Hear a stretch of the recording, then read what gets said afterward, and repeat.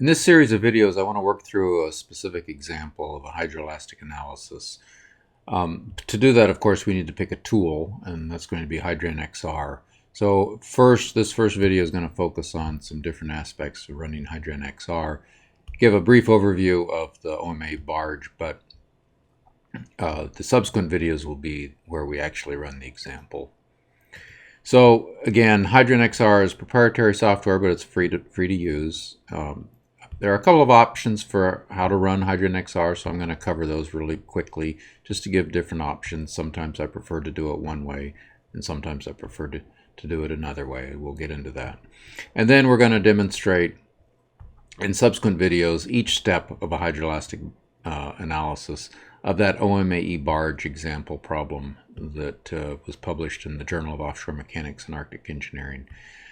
The input files are all in the example files download from the website, and you will need to follow along in the document workflow for OMAE-barge.pdf. So before you start the next set of videos, you'll want to both download the input files and make sure you have access to this workflow for OMAE-barge document. Okay, so HydrogenXR, just briefly, the capabilities, it has integrated finite element analysis of the structure and the hydrodynamic hydroelastic analysis. And it uses a so-called database for extensive post-processing. It's command-driven, so most input will be through input files. So it's not a real strong GUI. There is a GUI, as we'll see, but it's most of the input will be through input files.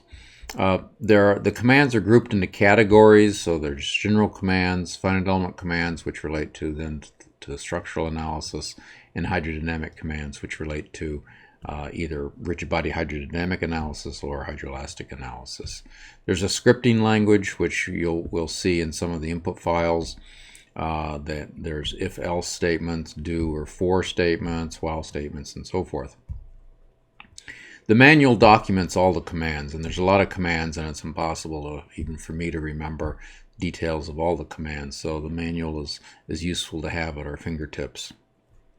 There's a PDF version as well as a text version. So the PDF manuals, introduction.pdf, this is just a brief overview of the program. It's not on how to use it. It doesn't just go over really the commands so much, and it's relatively short, but it discusses things like the coordinate systems and so forth. Again, it's an overview of the hydroelastic analysis. It has some example problems in there, like for a single rigid body and multiple rigid bodies. The main reference document is this command reference.pdf, and it has a detailed listing of every command. So for example, and the commands are grouped into categories. So the hydrodynamic commands, there are general commands, database commands, matrix commands, mathematical function commands, finite element commands, and then specific finite elements and some miscellaneous commands.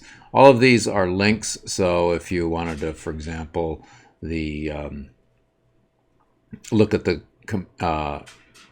help file for hyd analysis, you could just click here. By the way, all the commands that start with hyd underscore are hydrodynamic commands. So if we go there, it jumps to the page on the help with the help for the that command. Now,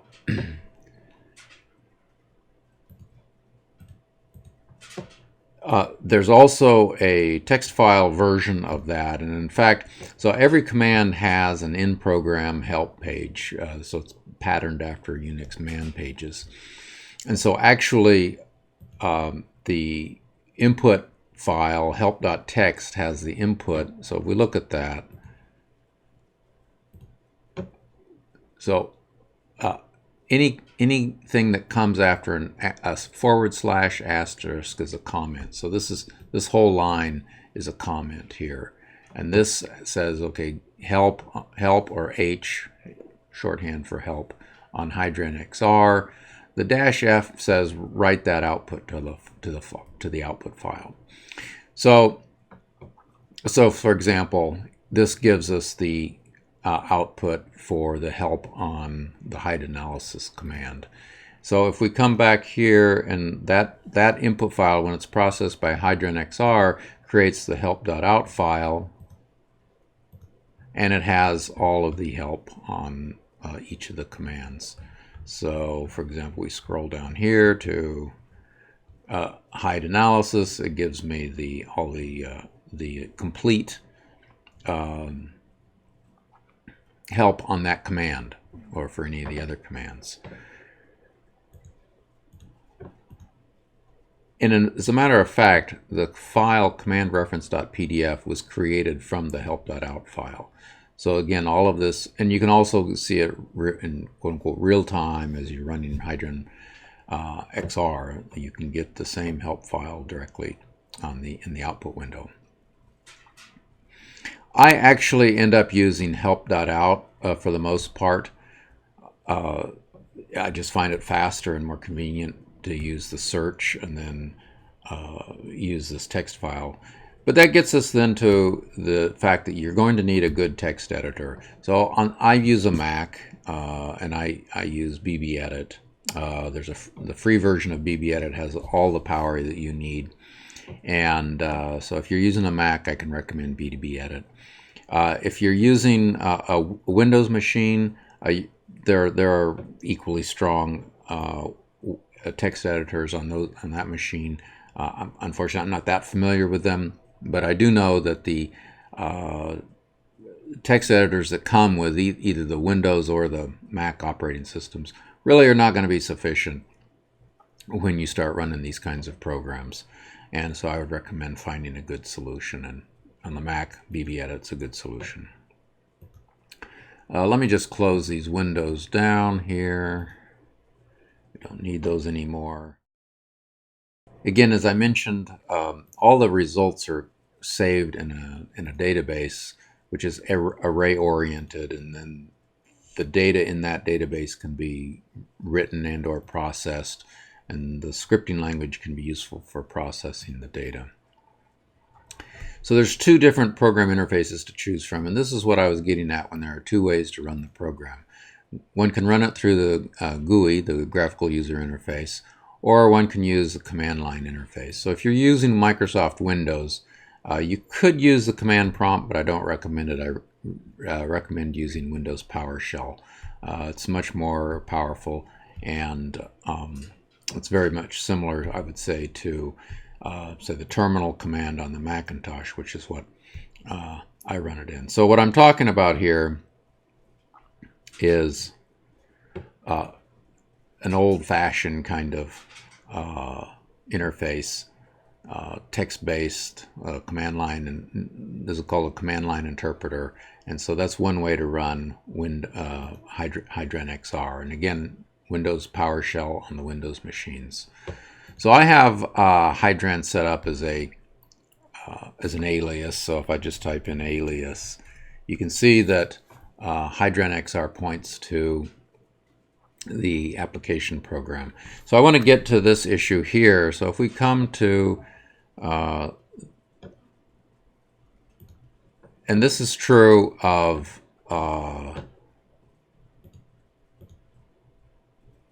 whether you're running it on a Windows machine or a Macintosh. If you go to the program files folder where the program is installed, there's going to be a program called hydran-xr.app on the Mac. It's going to be hydran-xr all caps .exe on the Windows machine, and that's the GUI. The computational engine is on the Mac hydran-xr no underscore all lowercase .e, and on the Windows machine it's going to be hydran-xr.exe. So hydran-xr.exe or hydran-xr.e is the computational engine, and that's what's being run in the terminal. So if I type in hydran, notice that I don't have the dash in my alias. Okay, we can see that now that the program is running, and the first thing to do is to enter a project name. But we're not going to do that right now. I'm just showing the different ways of running the program. So the other way to run the program is through the GUI. And so I have it in my dock here. It opens up on my other screen, so I'm going to drag it over to here. And one is faced with this window here where it asks for the project name and project folder. Note that the program starts off wanting a project name in either case. So I'm just going to click OK. And again, it opens up over there, so I'll drag it over to here. And notice that we have the same interface here. And so this window here, there's three windows to this interface. This window here contains the database, which is empty for right now. This window here contains the output from the program. So, and this window here is where I can type input into the program. So these two windows here, or sub windows, if you will, replicate what the terminal window does, the input and the output. So which one do you want to use? So honestly, I probably use the terminal and this input, this style of running the program as much as I use the GUI. The GUI is nice when you're doing some interactive things like viewing meshes, viewing results, and so forth. Otherwise, and it also depends, it's a personal preference as well.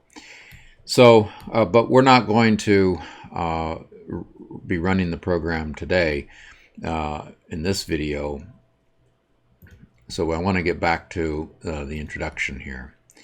So it's important to understand the workflow. So the first thing we need to do is define the finite element structural model. Then we're going to obtain the dry mode shapes to develop the reduced basis.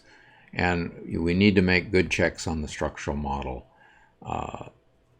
We need to obtain the hydrostatic stiffness, and that requires, if we're using the full equation that I presented in an earlier video, that requires a static analysis in still water to obtain the internal stresses.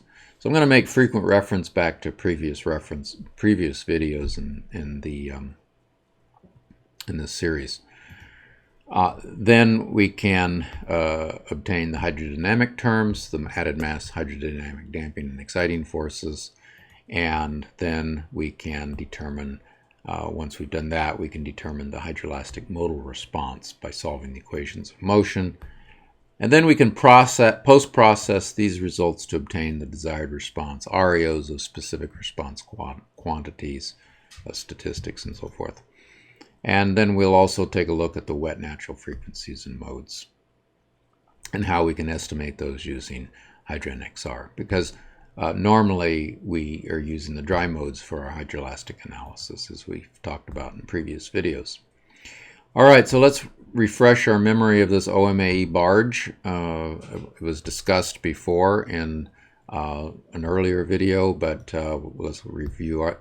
So it was designed as a benchmark problem that people could use to compare with their own with different hydroelastic tools. It was published in the Journal of Offshore Mechanics and Arctic Engineering, and it's really just a rectangular box, 100 meters long, 10 meters wide, 2 meters deep, but with 1 meter draft and infinite water. And it really just consists of 6 flat plates, the top deck, bottom hull, the 2 sides, and the stern and the bow plates. For the section properties, these were chosen to ensure we have adequate hydroelastic response for it to be significant. The thickness was 0.05 meters, but a different bending thickness was chosen. 0.25 meters was chosen to model the effect of plate stiffeners without having to model them explicitly with finite elements. The mass was distributed between the top deck and the bottom hull to give us a specific CG, and the other plates were massless. The resultant properties, the displacement is just the volume of the half the rectangular box times the mass density of water, and the CG is based on the mass distribution is 0.5 meters above the still water line, and the center of buoyancy is 0.5 meters below the still water line. So the barge structural mesh consisted of almost 3,000 rectangular shell elements, and it involved regular meshes, 10 by 100 quads for the top deck and bottom hull. So these elements were 1 meter by 1 meter, 4 by 100 quads for the sides, so they were half a meter by 1 meter, and 4 by 10 quads for the bow and stern. So the barge fluid mesh, we just used a 1-to-1 mapping. So for the wet surface involved 1,440 panels, and some panels are put above the still water line just for convenience and visualization and so forth, but the program ignores any panel above the still water line. As I mentioned before, our most accurate results are going to be for wavelengths greater than 20 meters, just because of the mesh size. So that's the end of this video. We're going to next launch into doing the actual analysis, starting step by step, working through that workflow document. So strongly recommend you do two things. One, have that workflow document handy, and also have the input files so that you can look at the input files and run the program as I run it.